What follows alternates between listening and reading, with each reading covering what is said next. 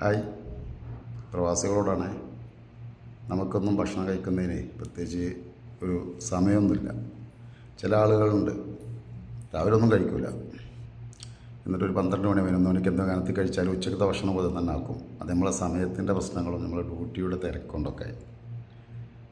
അപ്പോൾ നമ്മളൊക്കെ പറയാനുള്ളത്, ഒരുപാട് പ്രൊമോഷൻ വീഡിയോകളൊക്കെ കാണുന്നുണ്ട്. ഹോട്ടൽ അവിടെ തുടങ്ങി ഇവിടെ തുടങ്ങി 10 അവിടെ കിട്ടും 20 അവിടെ കിട്ടും എന്ന് വിചാരിച്ച് ചില ആളുകൾ റൂമിലുണ്ടായാലും ഹോട്ടലിൽ ഭക്ഷണം കഴിക്കുന്നവരുണ്ട്. ബ്രോസ്റ്റ് ഇല്ലാഞ്ഞാൽ ചില ആളുകൾക്ക് ഭക്ഷണം തന്നെ വേണ്ട, ബ്രോസ്റ്റ് തന്നെ വേണം.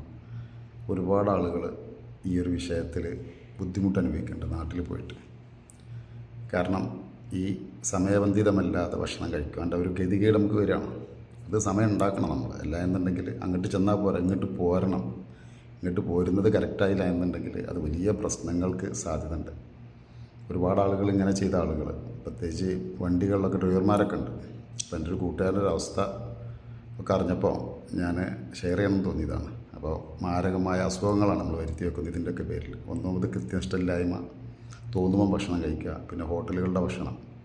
അപ്പോൾ ഹോട്ടൽ പ്രൊമോഷൻ ചെയ്യണവരൊന്നും ഇത് കേട്ടിട്ട് ഹോട്ടൽ ദേഷ്യം കൊണ്ടൊന്നും പറയല്ല. പക്ഷേ നമ്മൾ ഈ ഹോട്ടൽ ഭക്ഷണത്തിനെ മാത്രം ആശ്രയിക്കുന്ന ആളുകളുണ്ട്.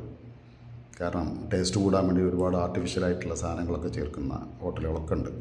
എല്ലാ ഹോട്ടലും ഞാൻ കുറ്റം പറയില്ല. പക്ഷേ അത് ശീലിച്ചു കഴിഞ്ഞാൽ ചെറുപ്പത്തിൻ്റെ ഒരു ചോരത്തിളപ്പ് നമ്മളൊന്നും അറിയില്ല. പക്ഷേ കുറച്ച് പോകും തോറും അതിൻ്റെ പ്രയാസങ്ങൾ തീർച്ചയായിട്ടും നമ്മൾ അനുഭവിക്കും. അതുകൊണ്ട് ഭക്ഷണത്തിൻ്റെ കാര്യത്തിൽ സമയനിഷ്ഠയോടുകൂടി ഭക്ഷണം കഴിക്കാൻ എല്ലാ പ്രവാസികളും ശ്രദ്ധിക്കണം. അല്ലെങ്കിൽ നമുക്ക് വലിയ ബുദ്ധിമുട്ട് സഹിക്കേണ്ടി വരും.